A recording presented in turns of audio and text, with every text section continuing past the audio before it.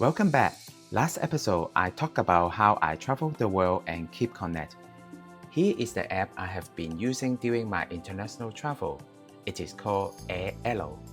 First, you download the app from any app store.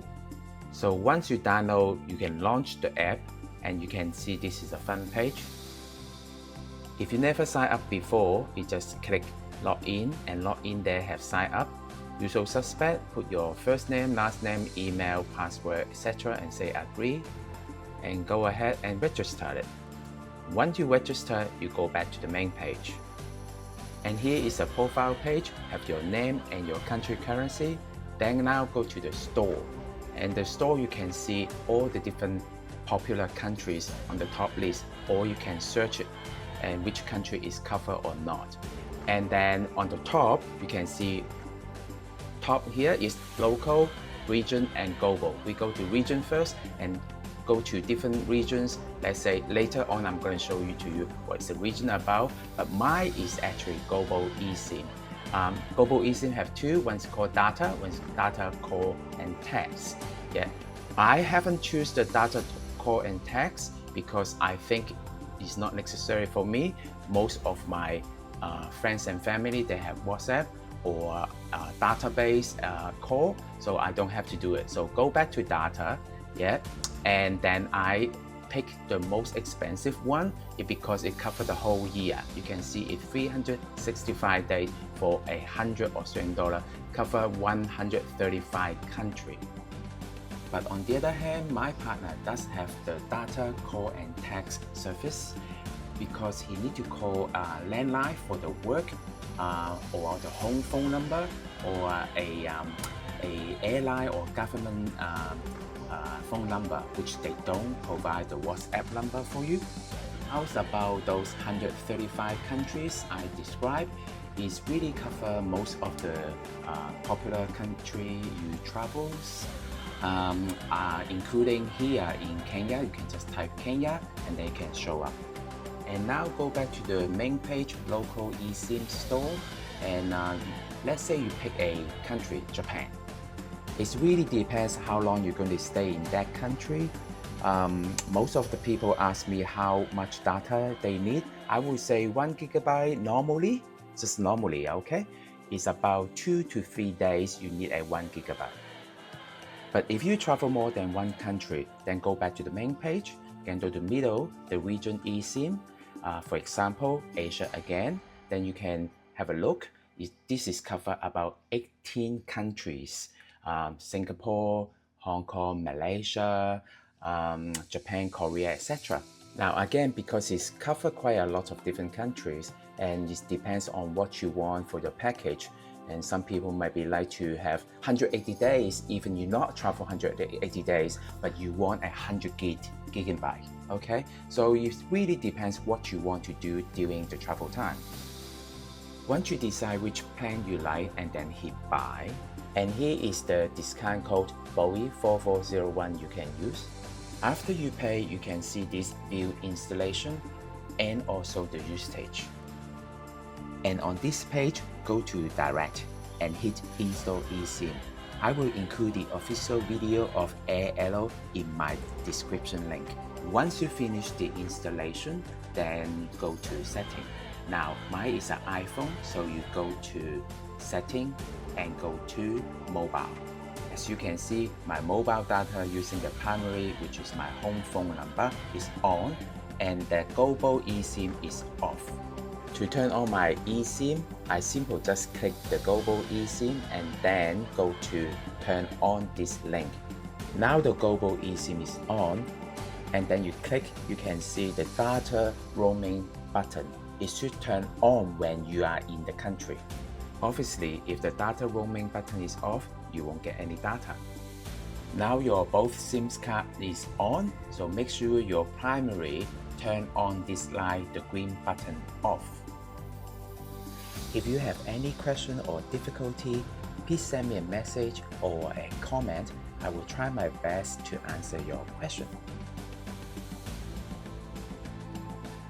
And now back to the Giraffe Sanctuary in Nairobi, a magical spot where you can get up close and personal with one of the world's taller and most gorgeous creature. Welcome to the Giraffe Sanctuary. But first, we have to wash our hands first.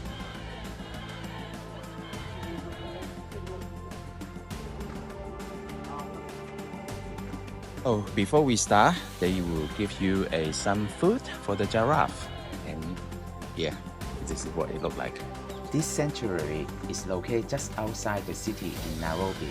It's home of the endangered Rothschild giraffe and offer an unforgettable experience for wildlife lovers like me. I'm on the wooden platform, eye level with those majestic animals, and I'm feeding them pellets and receive a cheeky giraffe kiss.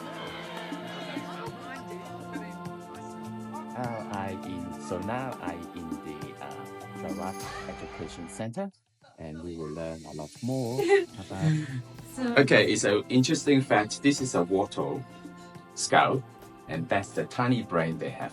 It only lasts 60 seconds.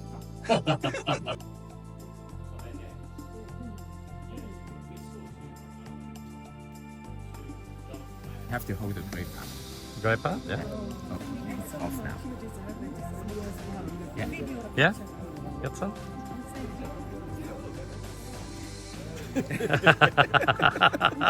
Try it again. Come on. I don't have any more. I'll get some more. There's more. There's more there. Okay. Don't touch him yet. So just. Sorry? That one? Yeah, that's good. This giraffe sanctuary is more than just a place to meet giraffe. It's dedicated to conversation and educating visitors about wildlife and environment. And around 3 years old, they will be released back to the wild. No, sorry, Kelly, female, 23 years old. It's time for move on for the next stop, the elephant orphanage.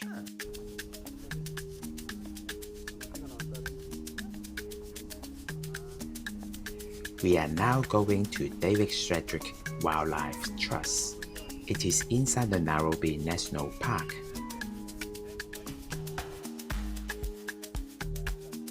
This sanctuary is well renowned for its conservation efforts, particularly in rescue and rehabilitated orphan elephant and rhino.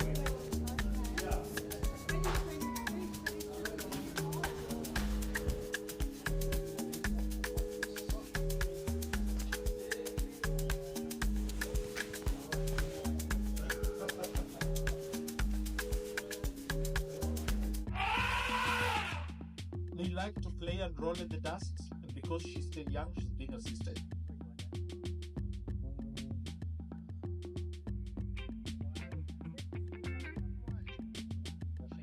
When does she develop a horn?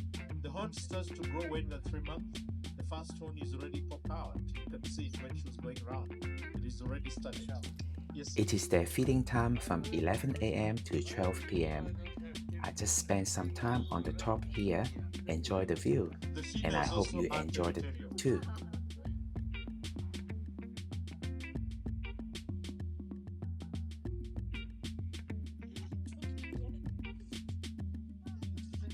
That's empty.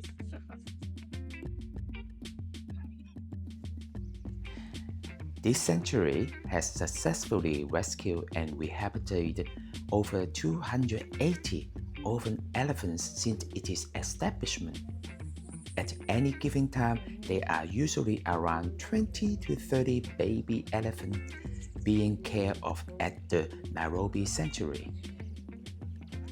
These elephants are often found in the early stage of a rehabilitation, receiving daily care, feeding, and emotional support as they are prepared for a life in the wild.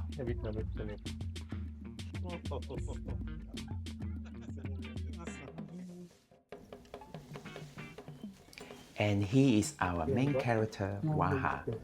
Waha, he is a baby rhino and has a rescue after a hyena attack. As you can see, he is missing a tail.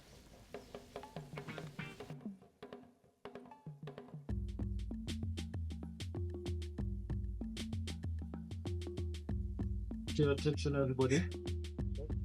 So I'd like to take this opportunity and welcome you all at the Sheldrake Wildlife Trust. And Edwin is my name. And so the Sheldrake Wildlife Trust is a project that was started officially back in the year 1977. After the death of David Sheldrake, who was a naturalist and the senior founder warden of the Lake National Park. David died in 1977, and this project was started in his memory under the management of the widow, who is now the late Dr. Daphne Sheldrake. He's been running the project since then, until about 6 years ago, when she passed on, leaving the mandate to her daughter, Angela Sheldrake, who was running the project together with the mother for about 17 years.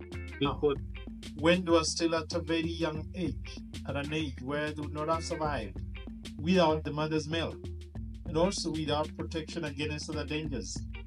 That is why we had to come in and help rescue them.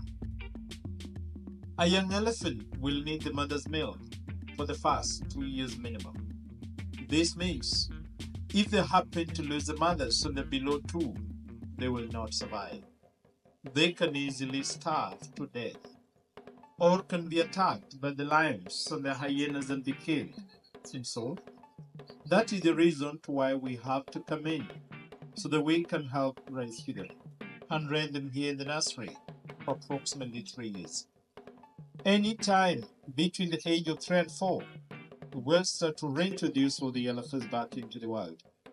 We necessarily don't take them where we found them, but we'll always reintroduce them to Tsavo East National Park and Kibwezi Forest. We do have 3 rehabilitation centers in Tsavo. We do have our keepers at these rehabilitation centers. And our keepers will lead our orphans out in the park every day, setting them free in a wild environment so that they can interact, communicate, play, make friends with lots of other wild elephants of their choices. Some of those are the wild elephants that our orphans will be interacting with.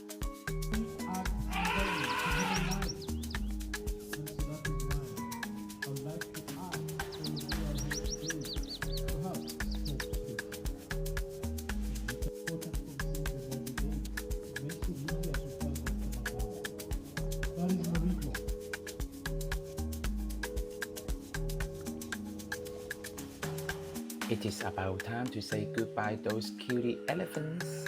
And now we are going to Karen Blixen's museum.